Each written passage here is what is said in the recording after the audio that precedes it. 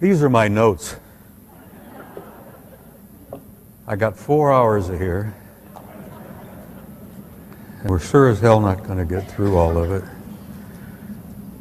As I was working my way up the stairs back here, it dawned on me that, you know, incarnating on this planet can sometimes be a royal pain in the ass. Speak up, Robert, please. I keep thinking they're going to call me back to the factory for some retooling and some major parts replacement. And I've prepared a list of the major parts I want replaced. And there's an old friend in the audience, and I know damn well what he's thinking. And yes, that is at the top of my list.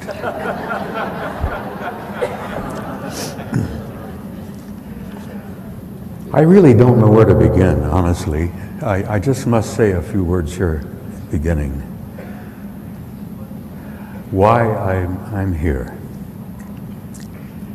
Because I went into seclusion for a time. 5.5 years ago, I spoke at the Bay Area Conference in San Jose. And I said at that time that that presentation was my last and final public presentation. And I want you to understand why I did that. I was so fed up with so much that had happened over the years. I'm afraid I had learned too much. I'm afraid I had learned too much, and I had seen too much. But I wanted you to know why I became a recluse for some time. I spoke at San Jose and I said, I'm out of here. I'm not doing this anymore. As I said, I'd seen too much, been too many places, and learned too much. And I'll be honest with you by telling you that some of the things I had learned brought my old worldview crumbling around my knees. You talk about the old paradigm and the idea that many people aren't ready for the new paradigm. Well, I wasn't ready when I first began this thing over 40 years ago. I was serving in Europe at the time, SHAPE headquarters in Paris, and I got introduced to the reality of the phenomenon, and from that moment on, I could never put it down. I could never step away from it. The more I learned, the more I wanted to know, and the more I ended up knowing, the more shocked I became. And as I said, my old worldview collapsed. You talk about the word alienated. I was alienated completely, because my old concepts were just down the toilet. And I walked away. Went back to Phoenix, turned myself into a recluse, and as my son said, I was proceeding to commit suicide slowly. Smoked too many big cigars, drank too much good bourbon, drank too much strong coffee. As I said, I'm a heavy drug user, you know, really. Nicotine, caffeine, and alcohol probably is one of the things keeping me here. And I began to stew in my own juices, as it were. And a number of things began to happen. I began to do some very serious meditation. And under the suggestions and encouragement from a bunch of people like Joe McMonigal, who's another retired Army man, I began doing some remote viewing. And let me tell you, if you think that will not blow your old paradigm, you give it a try.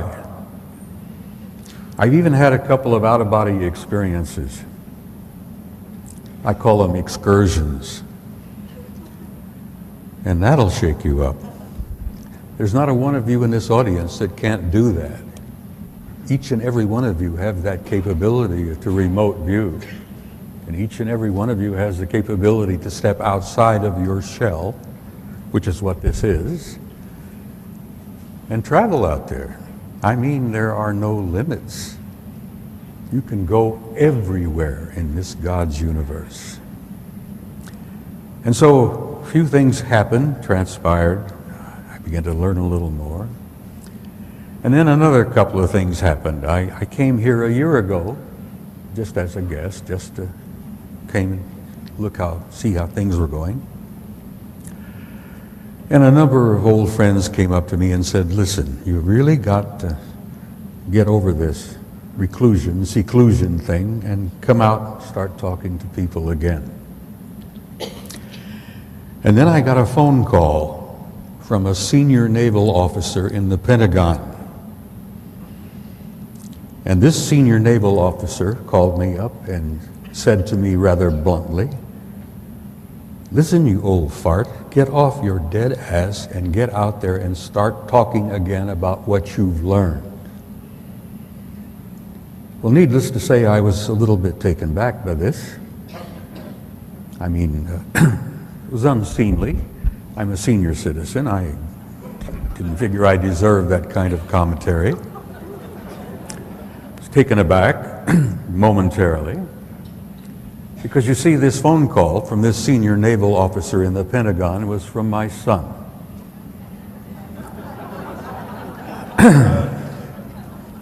And he's had the privilege over the years to call me an old fart and get away with it.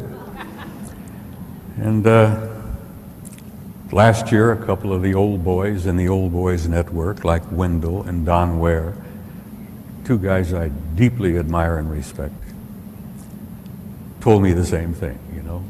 Stop sitting there stewing in my own juice. Come out here and talk and share with people. You've seen things, you've learned things that need to be told. And so a combination of all these things, the remote viewing, the out-of-body experiences, the blunt phone call from my kid, I'm here. And I'm going to stay out here in the public again as long as I'm around. Thank you very much. I've also had some encouragement from a couple of friends. I jokingly refer to friends in high places. Well, let me try to get here. I was in the gentleman's lounge just before I came up here. And I had a flash of illumination. Now, a lot of people have those flashes of illumination while they're in the shower, you know? I tend to have them when I visit the gentleman's lounge. I think it's the sound of running water that does it for me. And at my age, I make a number of trips to the gentleman's lounge, and you would think I might be one of the most enlightened, illuminated people on the planet. But essentially, my illumination was this. What the hell are we doing here? Why do we come here every February? Why do we go up to San Jose at the Bay Area Conference every September? Why do we even bother doing what we do? And it hit me. It's because you people know how important this is. It's you people that, in my heart and my view, are the most important parts of this whole program. Each and every one of you. We come because we know that we're dealing with the greatest story in human history. I kid you not, it is simply the greatest story in human history. It's about us, the human race, this human species that we're all a part of. How did we come to be here? Where are we from? Why are we here? And where are we going?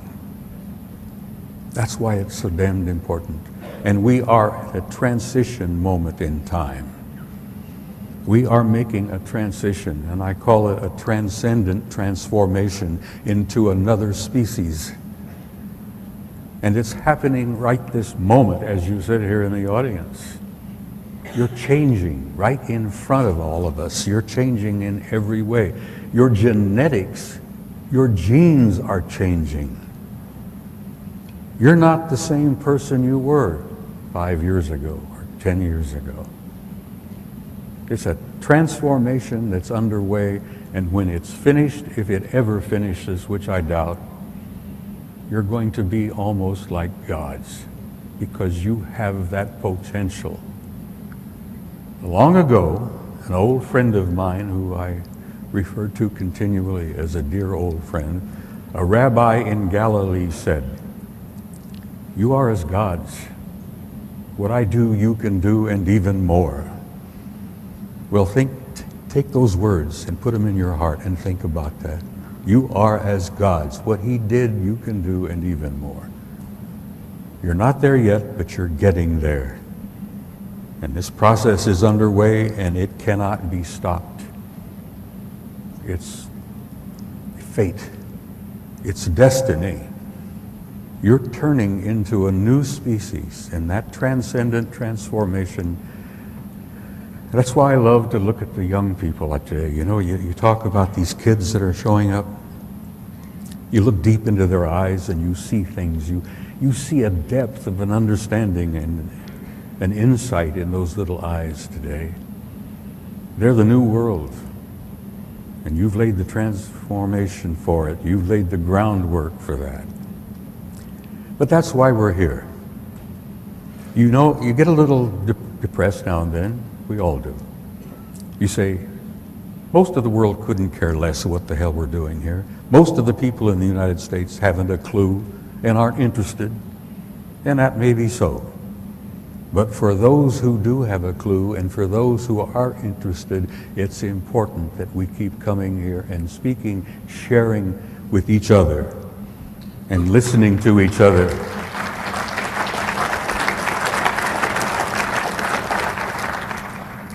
Now I want to briefly touch upon something. It's kind of current.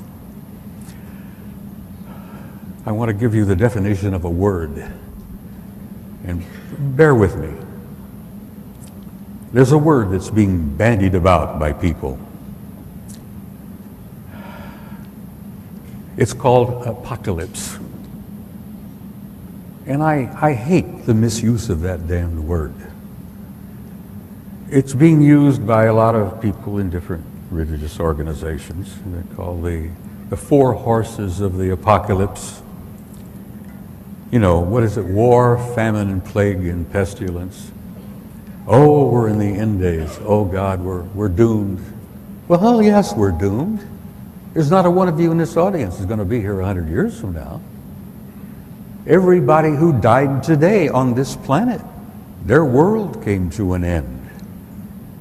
But that's not what the word apocalypse means. The word simply means the revealing, the uncovering, and the disclosure. And you're smack ass in the middle of all of that. You're in the middle of a process of revealing and uncovering and disclosure. It's happening every day for those of you who pay attention. Now again, my old friend from Galilee said at one time, for those of you who have eyes to see, let him see. For those of you who have ears to hear, let him hear. And I would like to add one more thing to that. For those of you who have a mind to think with, for God's sake, think. That's what's the most important part of it. You have eyes, you're paying attention, you're listening, you're using your God-given mind to think. And let me tell you, there's a difference between mind and brain. Your brain will die when you do, when the body dies. Your mind will not die because your mind is a portion of your soul, which is immortal. And if you want me to say that again, when you step out of your body, you do your remote viewing, you have an out-of-body experience. One of the reasons I'm still here is I have learned in the last 5 years the reality of the immortality of the human soul. And if you don't think that shakes you up some, many of you may be way ahead of me on that. But the thing I've learned, I guess, the most powerful thing, is that there is a God. Don't you ever doubt that. There is a supreme being. And you're all a part of that because there is a spark of that divinity flashing and burning in every one of you. It's known as your soul, your immortal soul. Now, I didn't come up here to make a sermon. I got so damn much to cover here. Oh, I wanted to talk to you briefly about we talk about the four horsemen of the apocalypse. Hell, they've been riding since the beginning of human history. War, famine, plague, pestilence. What's new? Well, we've got 3 new horses. There are not 4, there are 7 horses in the apocalypse. There's a horse named selfishness and greed. It's riding out of a stables on Wall Street. And that's a damn dangerous horse to get in front of, let me tell you. There's another horse that's riding in the apocalypse, and that is known as religious intolerance. And that horse is riding out of different places: Rome, Mecca, New York, Washington, wherever. And that's a dangerous one. And then the last of the 7 horses that I refer to is a horse known as scientific materialism. And that horse rides out of places like Princeton, Harvard, Yale, all over the damn place. Scientific materialism has set the human soul and its development and its growth back more than almost any of the others, I think. You've got these guys who haven't the slightest idea that there is a spiritual component to the human being. And they won't mention it, they won't accept it, they won't agree to it because they can't measure it and weigh it in their laboratories. And boy, are they in for a surprise in this next few short years. Now, let's see, where were we? I wanted to talk about disclosure, one of those portions of the apocalypse. There are 2 men. I have a great respect and admiration for Stephen Greer. And I have another respect and admiration for a guy named Stephen Bassett, who've been promoting disclosure for some time. And bless their hearts, both of them have been saying, any minute now, next week, the new administration, we get a new president in, Podesta, Panetta, some of the guys who worked for Slick Willie some years back are now in place, and we're going to have disclosure next week. Listen, I've been involved in this whole thing for 40 years, and I've been deeply involved in it for the last 20. And let me tell you, take it for what it's worth, in my view, there ain't going to be no disclosure. Not like they expect. They expect the government to someday have a news conference and stand up and say, hey, we got a little surprise for you. Guess what? We've been keeping it from you. We're sorry about that, but it was for your own good, You guys weren't ready for this. You probably couldn't handle it.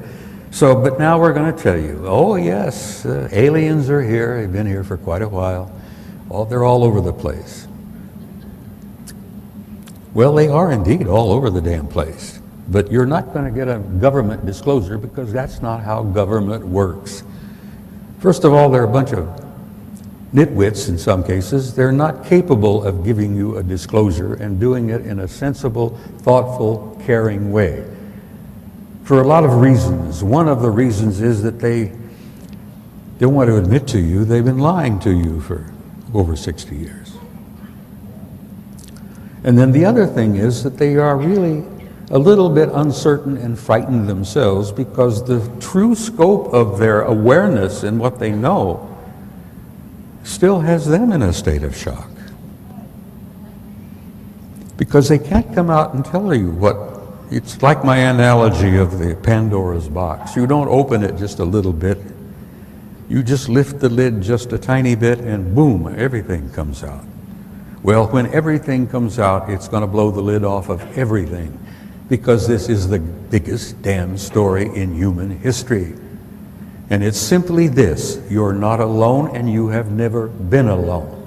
And you have had, as I have learned over the years, an intimate interrelationship with advanced extraterrestrial intelligence from the beginning of human history.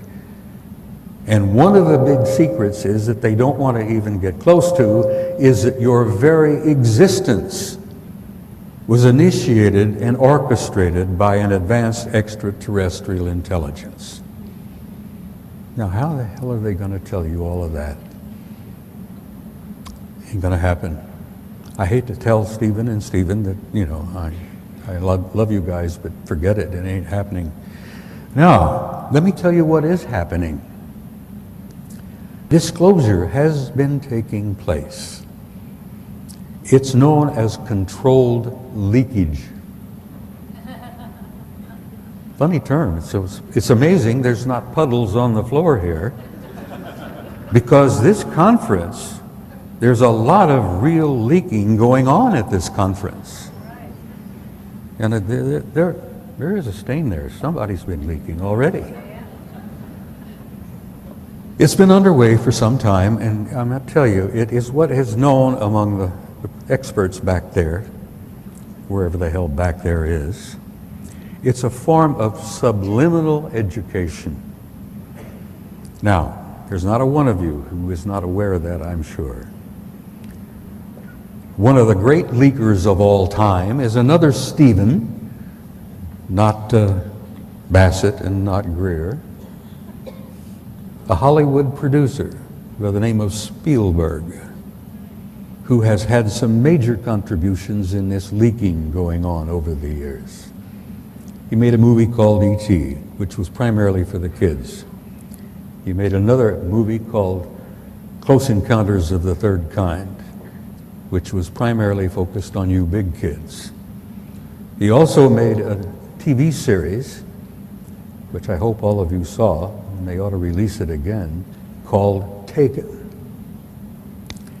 Now that's leakage in a big way. That's subliminal education in a big way. And Spielberg's not the only one. It's going on all the time, subtly, gently. The whole point of it is to be subtle, undercover, subliminal. I was honored a number of years ago to be a speaker at the Mensa Regional Conference in Orange County, Southern California. And I was honored being invited to speak at the Mensa Conference. I used to belong to the organization, but I've gotten away from it. It was too much like tooting your own horn. Anyhow, one of the speakers, the guest of honor at this Mensa Conference, was a guy by the name of Chris Carter. And as you may remember, Chris was the producer of The X-Files, which I think ran, 8 years? Sometime, a very popular show. People sort of knowingly grabbed at something like The X-Files because they knew they were going to get some pretty good stuff there. They're going to get some straight poop, as we used to say in the Army. And I talked to Carter, I got him aside, we were having drinks. And I said, Chris, fess up to me. Some of the shows you guys put on amaze me because, I've been in the government for years. I spent 30 years almost in the Army, another 14 years working with FEMA. I had top secret clearance most all of my careers. I've been in high places and I've learned things. So much of the stuff that you guys are showing on the X-Files is right out of the playbook. Now, where the hell are you getting this information? Who's feeding this to you? Now, a lot of your shows aren't worth a damn. Some of them I can't put, But there are a few in this X-Files series that they ran for some years that are right on. And he got a big grin on his face, and he looked around, and he says, "You ain't seen nothing yet." And he said, yes, we've been getting some storylines from a few people. I can't go into it, who they are and where they're from, but yes, my writers have been encouraged and assisted over the years with some storylines. And he says, we've been most gratified at the people's response to these storylines. And there was one in particular that I nailed him with, and I said, you know, that event happened. I happen to know the guys who were there. It involved Mulder cutting the wire of an Air Force base somewhere in California and sneaking into this Air Force base. And he gets no more than 30, 40 paces, and then this triangular object comes down the runway off the ground, 40, 50 feet up, pulls over, hovers over Mulder, and beams a spotlight on him. And then he hears the sirens, and then this bunch of police come out on the thing, and they grasp him and grapple him to the ground and haul him off into the inner sanctum somewhere. And then somebody sticks a needle into him, and Mulder becomes, you know, half drunk with that. And then they finally release him. And when, what was her name? Scully, thank you. When Scully finally gets Mulder back, he's all groggy, and he really can't remember too clearly what's happened, where he's been, and what happened. Well, that whole damned event actually took place. And so help me, you see it on the X-Files, and I nailed him with that. And as I said, he was subtle. He had a big grin. He knew damn well what I was talking about. And he said, all they said, he says, yeah, you ain't seen nothing yet. Stay tuned. And I think the X-Files went on for another 2 or 3 years after that. And I enjoyed the show. As I said, some other programs were not that damn good, but some of them were right on. And it's part of this leakage, this subtle, subliminal education. Well, the people in this room, in my view, are about 10 miles ahead of most everybody else out there. But as Carter told me, stay tuned. You ain't seen nothing yet. So pay attention. I'm sure most of you do, or you wouldn't be here. You're getting this information slowly, carefully, subtly, subliminally. I can't even pronounce that. I got some water here. Every time I talk about sensitive material, I get, my mouth comes a little bit dry.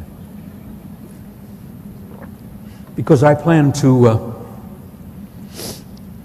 share with you this afternoon, in the time we have, a couple of things that are rather sensitive.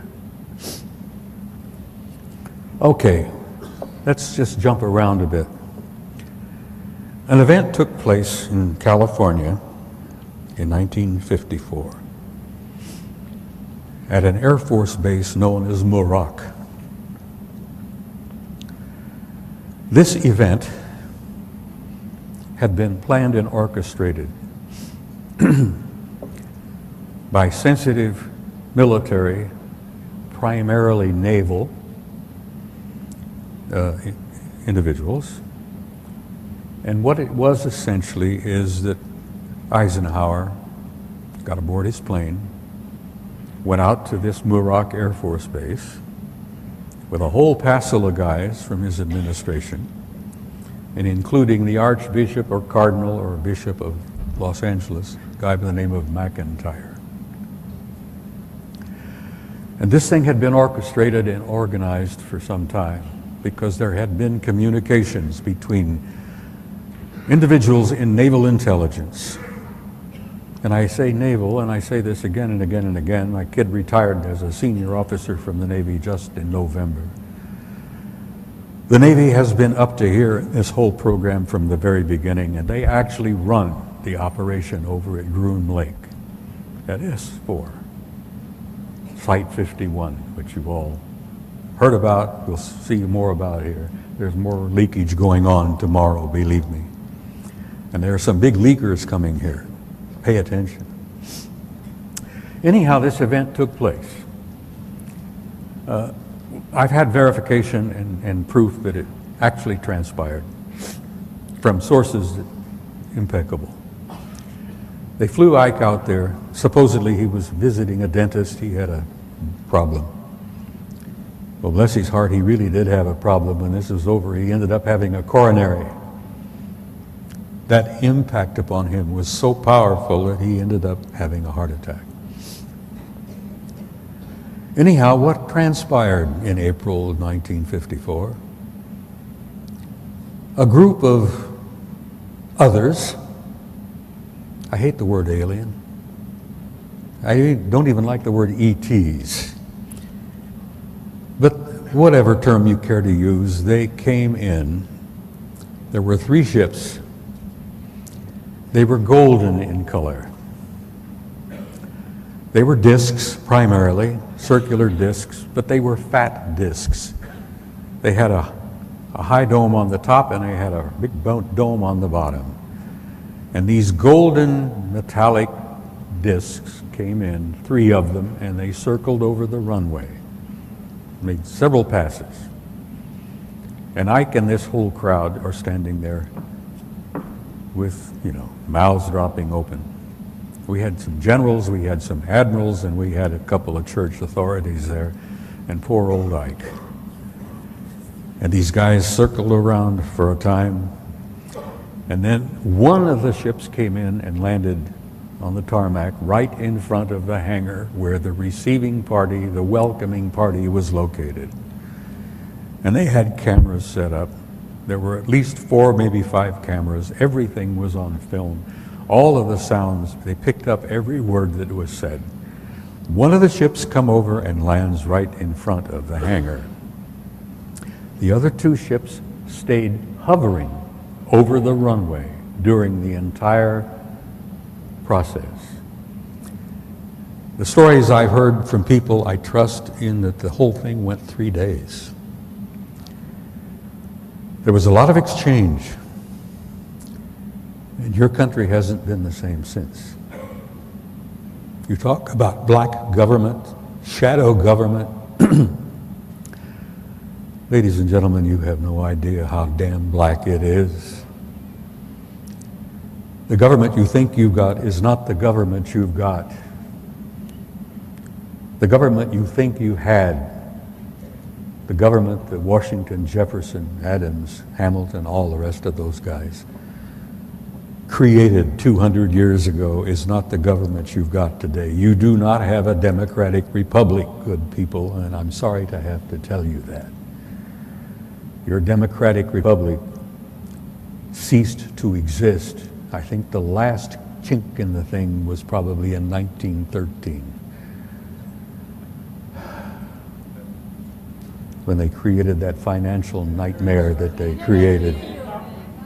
They created a financial nightmare in 1913 that's caused, I think, contributed in great extent, the problem we find ourselves economically in today. The Federal Reserve was created at midnight in Congress a couple of days before Christmas in 1913, and your beautiful republic breathed its last. That was the beginning of it. The last gasps of your republic took place in 1947. And if you think that wasn't a big year, you all know about Roswell. Well, let me tell you, Roswell was one little tiny event. For God's sake, there were 3 crashes in that area in New Mexico within 30 days. Roswell was only a tiny piece of it. There have been crashes going on all over the country and all around the world for the last 40 years, 60 years. We've been picking up bits and pieces of hardware all over the damn planet. The Navy retrieved a UFO out of the waters off San Diego in 1941. And if you talk about parts, well, we picked up bits and pieces. Ooh, and we loaded them up. We took them off here and we took them off there. Took them at Wright-Patterson Air Force Base. We've taken them at several places. And then, God bless them, we've taken the bodies and a couple of survivors off as well. Well, that's ancient history. But I'm saying, forgive me if I repeat myself, your government that you thought you had ceased to exist in 1947. And 1947 was also a year where we created the Central Intelligence Agency, we created the National Security Organization, and we also signed a pact called the UKUSA Pact, UK-USA. Now this pact we signed in 1947 was not just an accident. At the end of World War II, the United Kingdom, Australia, Canada, New Zealand, and the United States signed this pact, and we have been like this ever since. But the people in the United Kingdom, in England, Wales, Scotland, Ireland, they don't know any more about it in reality than most people out there do. Because one of the things about the UKUSA Pact was the lid came down on all the secrets, particularly the secrets of their reality, and the lid has been down ever since. I have to laugh sometimes when I hear Nick Pope speaking out. Many of you know who Nick Pope is. He's a delightful young man. He's a bright young man. He worked for the Ministry of Defense in Britain for a number of years, and he had the UFO desk. And Nick is a lot like some of our people. They sit at the desk and they see a little bit, but they don't see most of it, because most of it never got to Nick's desk. So when he tells you that everything's been released, we're releasing it all over the place. Oh yeah, France has been releasing their classified material. The United Kingdom has been releasing their classified material, and the US has begun releasing little bits and pieces of it. If you think they're releasing anything of real importance, forget it. The stuff that they're releasing is garbage.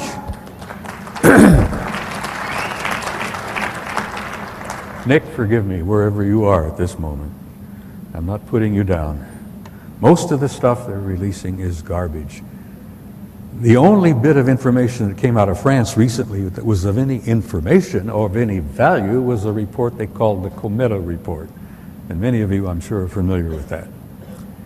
A number of retired French admirals and generals and scientists got together and put together a 30 or 40 page document called the Cometa report about what they considered to be the reality of the extraterrestrial presence, which is a term I like to repeat from time to time, the UFO matter.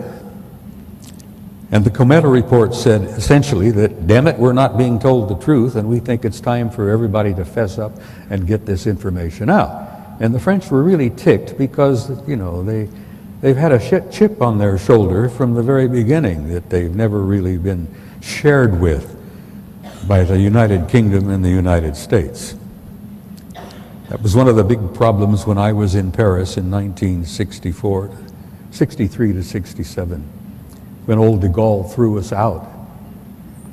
He withdrew from the military alliance, which I was a part of at that time.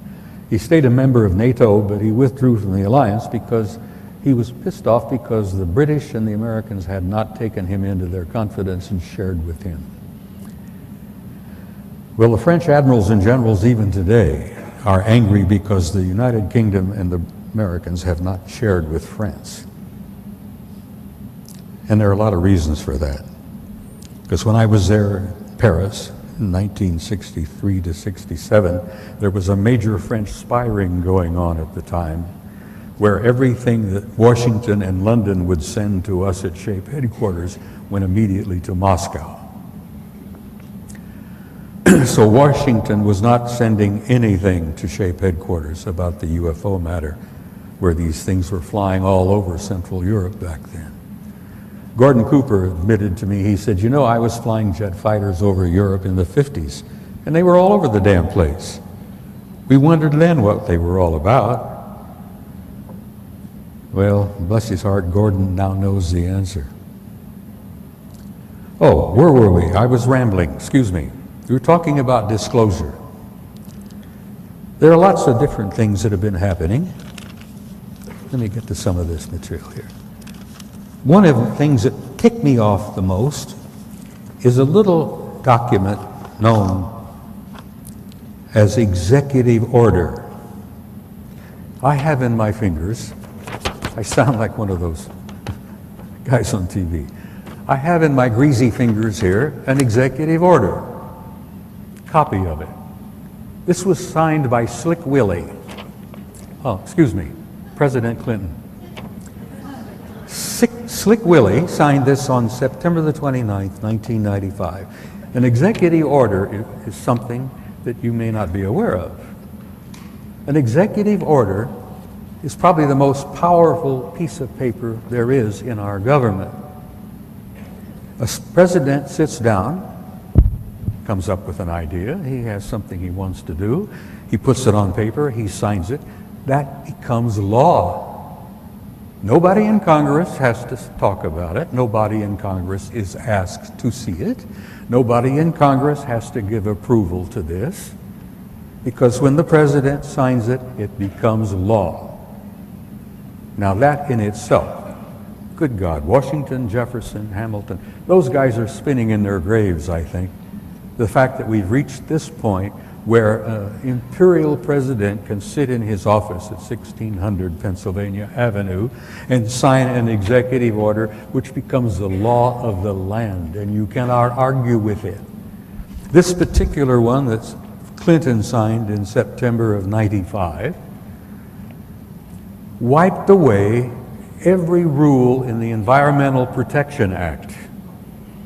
There were a bunch of guys over here, not too far away, at Groom Lake, Site 51, who were dying horrible deaths because they had been exposed to something, smoke, chemical, whatever, during their job. And these guys, the flesh was falling off their bodies. Their skin was rupturing, the flesh was falling. They were in incredible pain, and they were dying. And their doctors and some attorneys tried to find out what it was that was causing this. If the doctors could find out what was causing it, they could possibly help those guys deal with this, and they could come up with some way of treating them. Well, not only did the government deny the request for information on what that material was that was killing these guys, those bastards in Washington even denied the damn facility didn't even exist.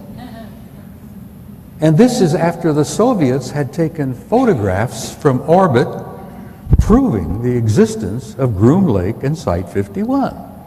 And the Soviets were good enough to let us have photographs of the damn place.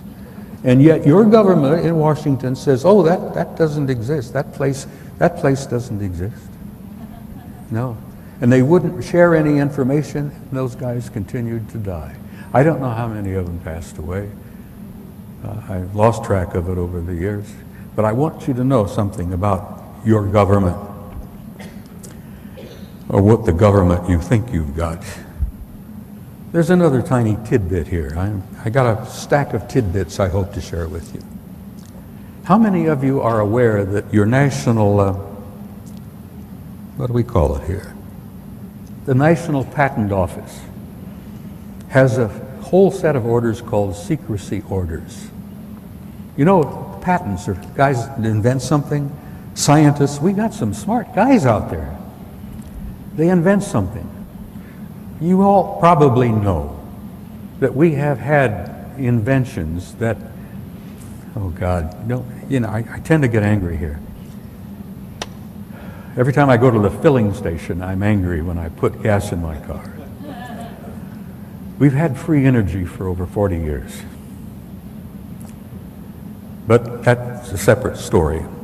The National Patent Office, guys who invent something, come up with bright ideas, a machine that you poke it, start it, it creates power, it gets more power coming out than was put in, and it, oh my God, already? Oh geez. I'm sorry. It's a problem I've had.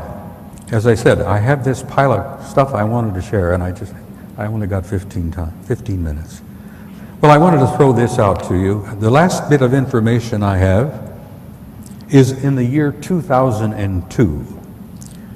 There were 4,792 patents that had a secrecy stamp placed upon them, where those patents could not be talked about, published, or developed because they involved national security. That was in 2002. 4,792 secrecy orders were in effect at the end of that year. There were 139 patent applications during the fiscal year 2002 where the secrecy order was placed on them and publication of their findings was denied. Why? National security. So, as I said, we've had free energy for years. Let me tell you one other small thing.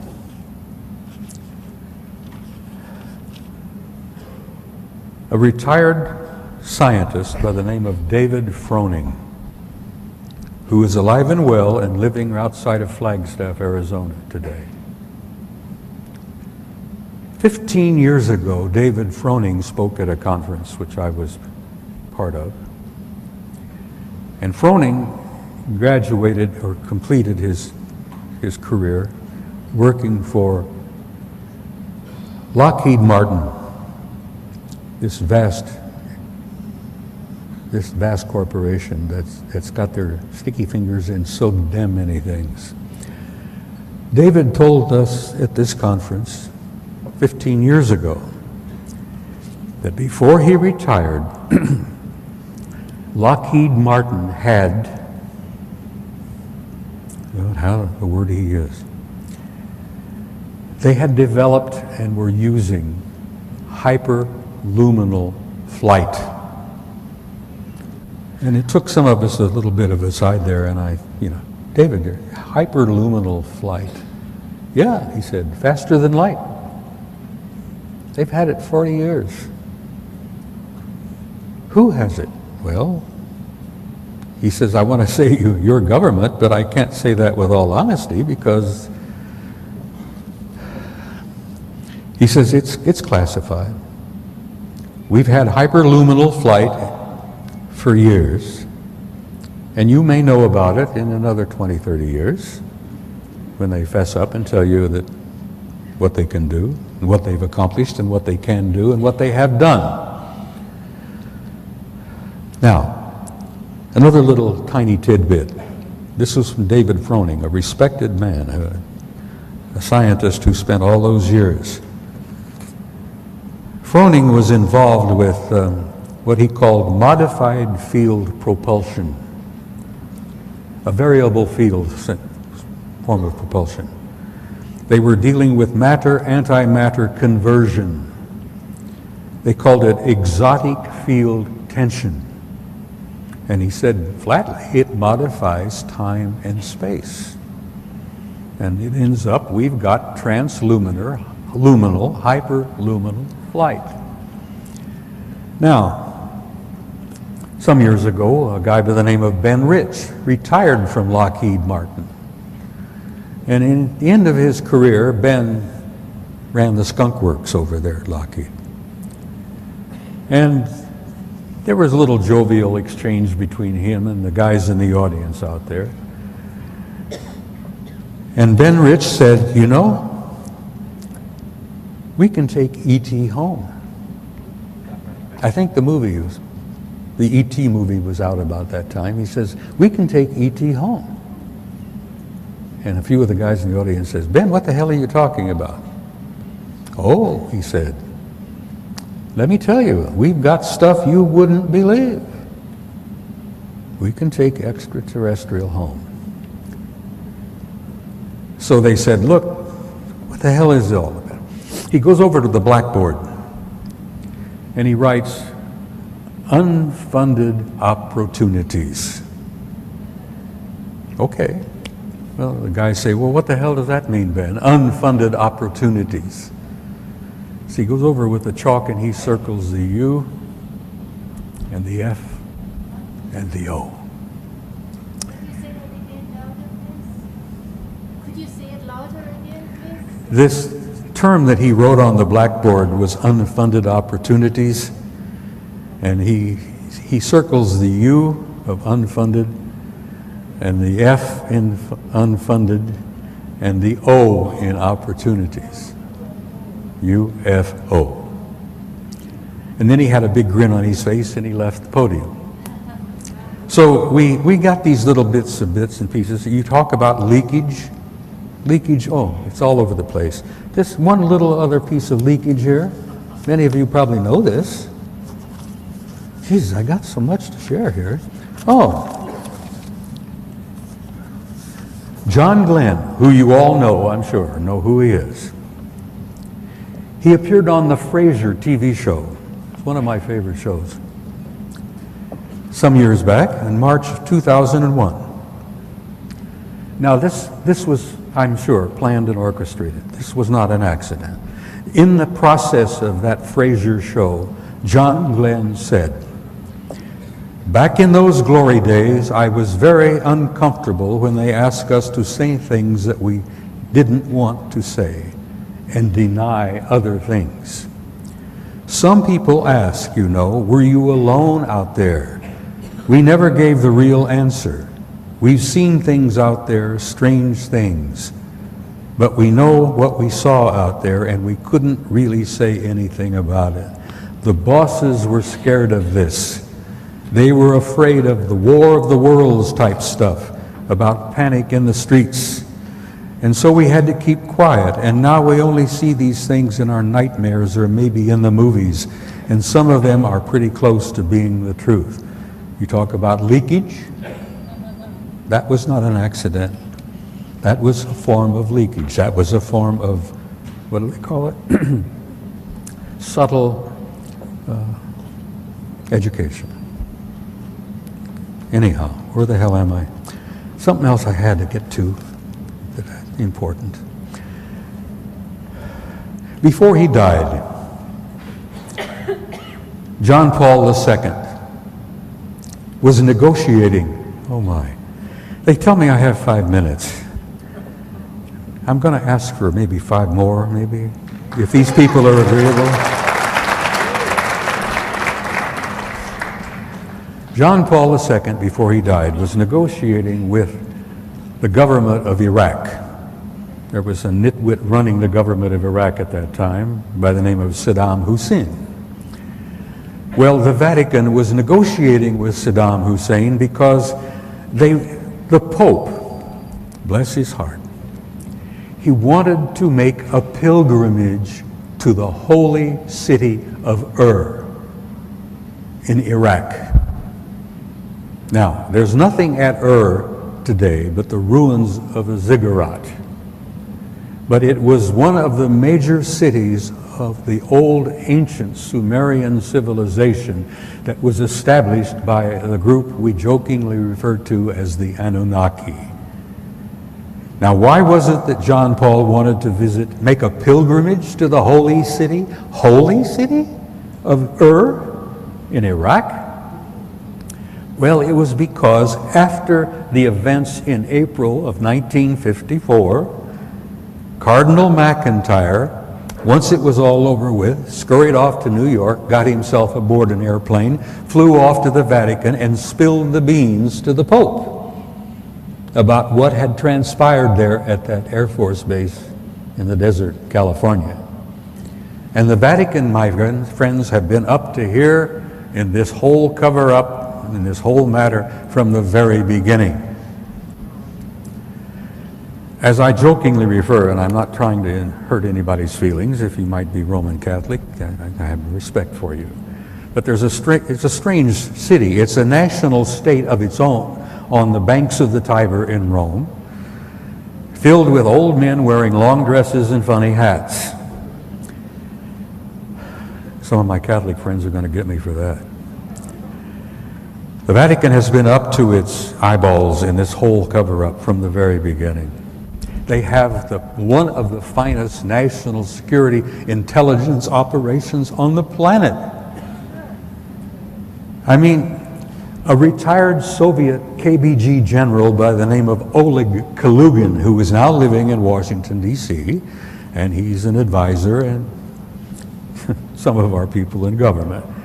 Oleg Kalugin said, if we had had the intelligence operations in the Soviet Union as good as the one at the Vatican, the Cold War would still be going on. The Berlin Wall would have not fallen, and the Soviet Union would still exist.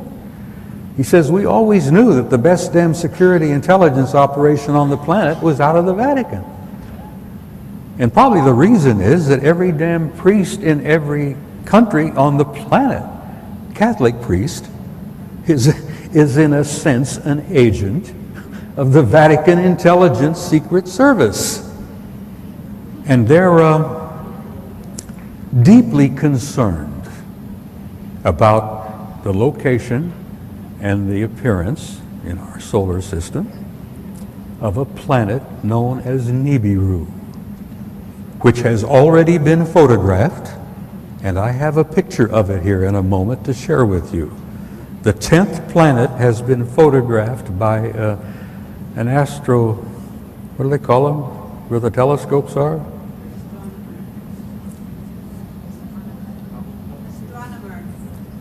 Well, anyhow, they've taken pictures of the damn thing in southern Chile because it has appeared below the ecliptic in the southern hemisphere. It's already been photographed by at least 3 cameras and telescopes. And you're all going to be seeing it probably in the northern skies in the next 3 to 5 years. It's one of the biggest secrets in our government today. The reality and the presence of the 10th planet. Our government has known about it since 1980. Anyhow, it's real, it's there, and we're going to see it up here. It's classified at the moment. Sorry, I can't tell you that. I'm running out of time, guys. I'm sorry. I really apologize. That's so damn much. Look, I'm going to be here all week.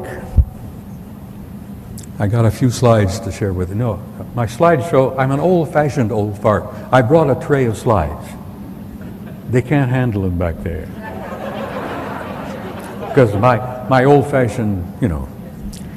So I do have some transparencies which I want to show you real quickly, including the picture of Nibiru, which was sent to me by a friend in Rome who has a connection with the Vatican Secret Service like this. You're living in a hell of a time. You think it's exciting. You read the stock reports. You see what the economy is in a disaster. You read the garbage that's going on in the Middle East. All of this. I'm hearing sounds. Bells are ringing, you know.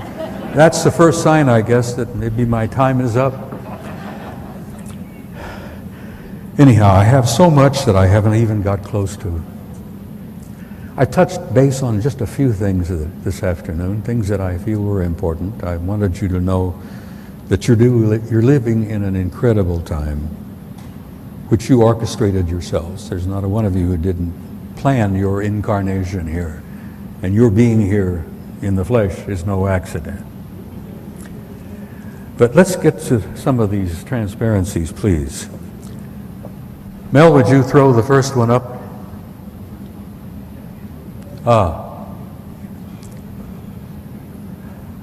I've been friends and close relations with a retired NASA scientist by the name of Norman Bergeron. Norman has written a beautiful book called The Ringmakers of Saturn. Norman is retired NASA. Spent almost 30 years working for NASA. He wrote this book about 10 or 15 years ago, and he included in it a number of photographs taken by the Voyager mission back, I think, 23 years ago. Keep that cover up there, that number 1. There. That object photographed by Voyager in the rings of Saturn is about the size of our moon, and it is a self-luminous object that moves around. The size of our moon. self-luminous. It moves all over the damn place. Voyager photographed it near the rings of Saturn. God bless him, Norman was a hero for publishing this. Put up the next one, please.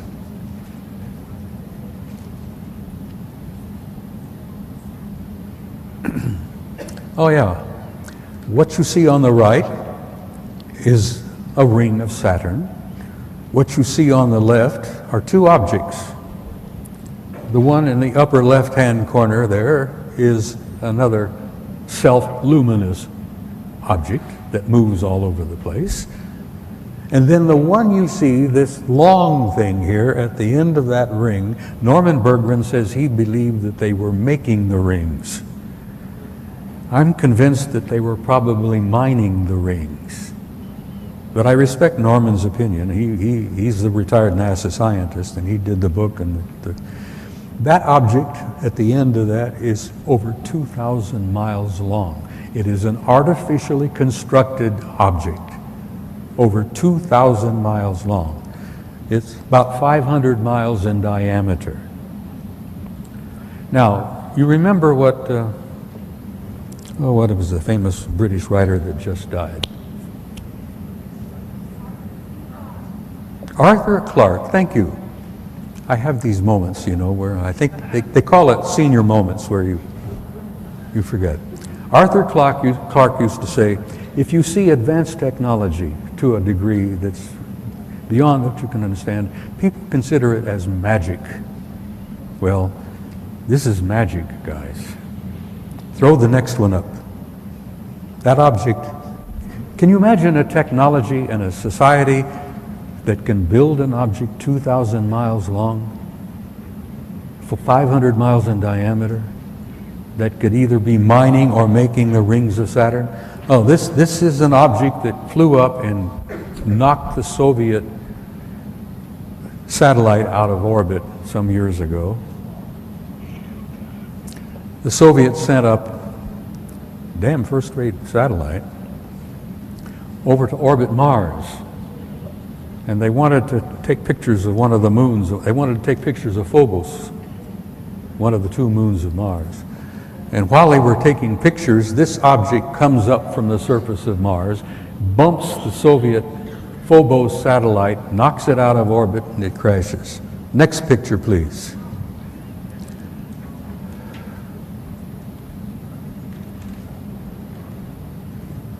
Oh, this is a city on Mars. This was photographed in the infrared, and this is a city under the surface of Mars the size of Chicago. It's generating an enormous amount of heat. The heat was picked up by the photograph. I'm sorry about the details of it are not that clear, but you can see the streets blocks. This is an underground city on Mars that's fully active and filled with God knows who and what. Next picture, please.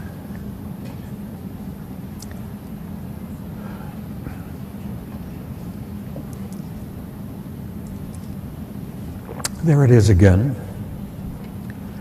Could you move that somewhat so the bottom part of that comes up a little closer? Guys? Yes, thank you. What you see there is a picture of Phobos, the moon, and I mean artificial moon of Mars, and below it you see an object that the Soviets said measured roughly 15 kilometers in length.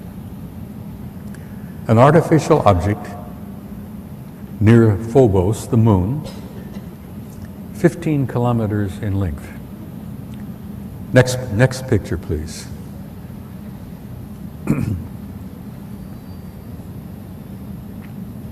That's Phobos.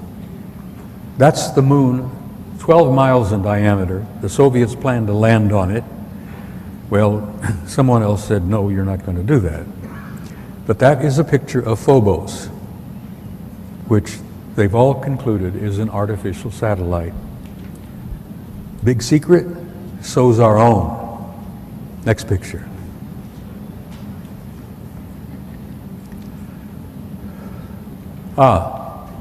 This photograph was taken by your own NASA Apollo 13 guys on their their trip to the moon. It didn't work out too well. And many of you may have heard rumors about the story, but Apollo 13 had a small nuclear device aboard. And they had been told by the guys that ran NASA that they were going to land on the surface, going to place this small nuclear device. And then when they all left and came back aboard and came back, they were going to detonate it and study the reverberations of this nuclear device, study the seismology of the moon, because they've been convinced for some years that the moon is basically hollow. It appears to be somewhat of an artificial satellite. Well, they plan to detonate this nuclear device, and the others said, no, you're not going to do that. We'll get back to that picture again, please. All right, I wanted to show you. This picture was taken by Apollo 13. The object you see there in the middle is 5 miles long. It's an artificial, I assume metallic object, probably crammed with guys. And that object followed our Apollo 13 all the way to the moon, around and back. Now, whether they were trying to make sure the Apollo 13 guys got home safely or what, whether they were the ones responsible for Apollo 13's little accident, which kept them from landing on the moon and placing that nuclear device, who knows? We may find out someday. But here you have an artificial object in orbit on the way to the moon, 5 miles long. Now, I've spent some time aboard aircraft carriers with my kid. I've been invited several times. My boy served on 4 different carriers, nuclear-powered Nimitz-class carriers. We have carriers with 5,000 men in the crew, 1,000 feet long, 150 aircraft. You know, there's snack bars, dining rooms, accommodations, this and that. Can you imagine the accommodations on a object? I like to think that, you know, there's McDonald's, bowling alleys, God knows what. I'm sure they have a fairly good life out there. Anyhow, aboard an object 5 miles long. Next slide. Let's move along here. Next one, please. The second photograph. Same objects, but a second photo in the sequence. Apollo 13. That's the big mother, and I use that, no pun intended. There are other objects out there. There's a disc-shaped object, and then there's the other object. Then above it is the moon out there. But there's that one big object out there. I'm sure they got a crew of hundreds, maybe a couple of thousand. In 5 miles, you can put a lot of, you know, good stuff out there. We know this about them. Next slide. We know that they're almost like us. They're very much like us. Oh God, listen, guys, we're going to have to stop. Take it down, please. Turn the thing off. I'm out of time. I've tried, in the time I had, to do 2 things. To impress upon you the reality of the extraterrestrial presence, the ones I refer to as the others. I hate the term alien. I hate the term UFO. There are no UFOs. We've known what they are for years and years and years. Some of them are ours. Some of them are theirs. There's no unidentified flying objects out there. They're all identified. I've tried to impress upon you the seriousness of it, the seriousness of the cover-up and the lies they've been telling you, the importance of why you need to know as much as you can know. And you need to be presented with the material because, damn it, you all deserve the truth. You have a right to know and you have a need to know because you are the people that this whole damn thing is all about.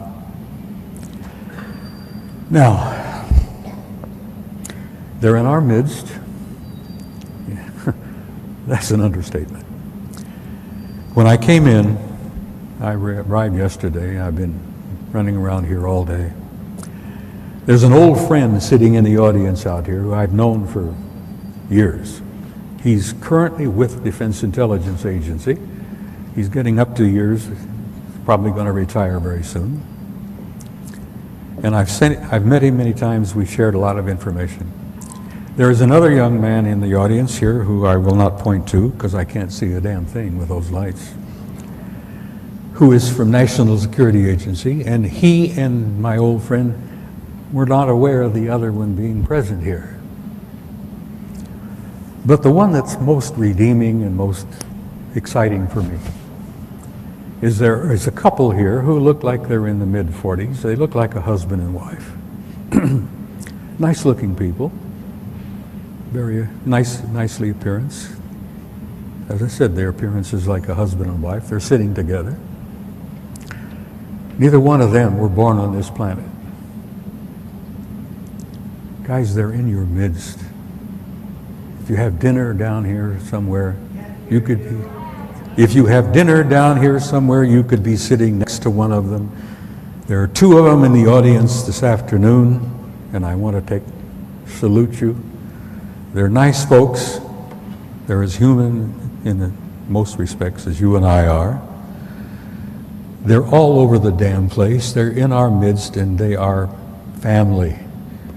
We're related to them because they were the ones that had a hand in establishing us as a hybrid race 100,000 years ago. And that hybridization is still underway, it's still happening, even as we sit here and speak. It hasn't stopped. It's underway. There are lots of guys here from different places. They have different agendas. Some of them are nice folks and some of them are not.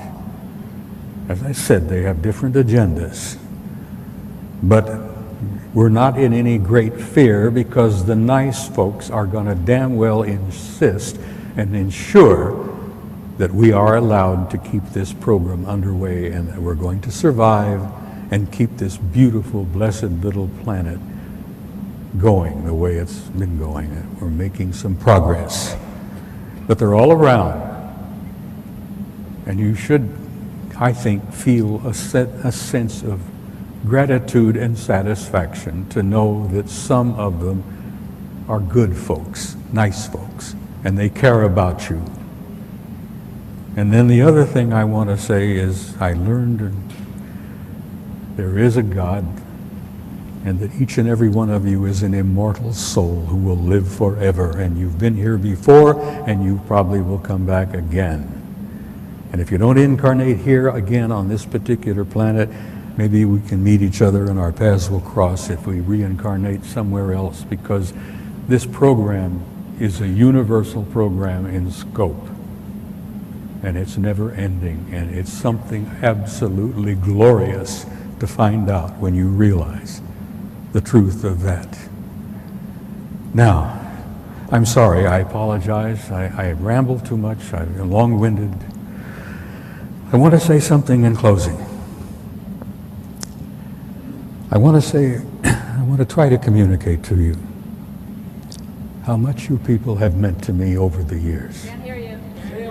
I want you to know how much you all have meant to me over the years. Your support, your encouragement, and your warmth is only the one thing that's kept me going. I want you to know,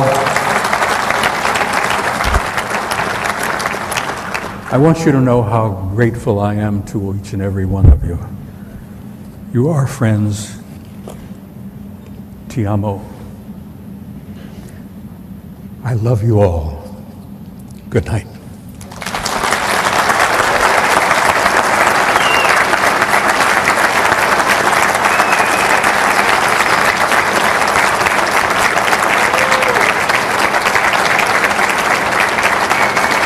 Thank you.